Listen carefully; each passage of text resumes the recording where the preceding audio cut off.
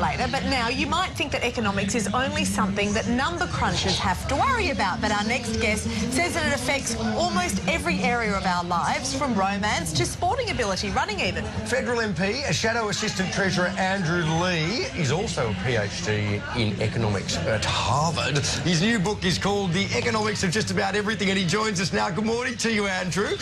Great to have you with us from Canberra. Let's start with romance, because it's a Sunday morning and it's probably on people's minds. You say that economic considerations have changed what we look for in a partner over the years. In what way does that play out? Well, Andrew, the classic 1950s marriage was that he worked and she looked after the home. And so men were looking for good homemakers and women were looking for good breadwinners. Now there's much more sharing of work and family responsibilities, so couples are looking for people who are much more like them rather than much more different from them. In some sense, there's more potential for a love match now than there's ever been before. Yeah, great. Interesting. The market's changed. Beautiful. Yeah. Now, you've come up with this concept, this term, marginal enjoyment. Can you just explain that to us and also explain how it dictates how many kids that we have? Well, Monique, the challenge with kids is working out how many to have. When you're raising them, you might find... That's the start of it, yeah. Exactly. You might find what we found with our youngest yesterday when he woke up at 4 o'clock, when you think that maybe the optimal number of kids is 1. But you know that when you're on your deathbed, you'll wish you had 12 surrounding you. So the key is to, like everything else, do cost-benefit analysis, but to think about the benefits and costs of kids throughout your life. And remember that while many of the costs come up front, many of the benefits come later on.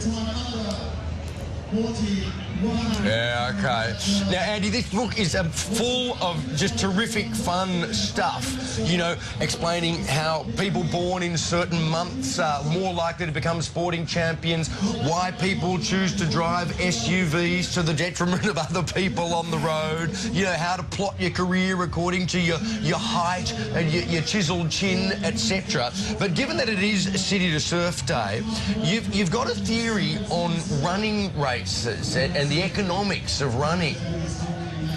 That's right, Andrew. A new economics paper out last month looks at marathon runners and finds that they're aiming for the incentive of getting a particular finishing time.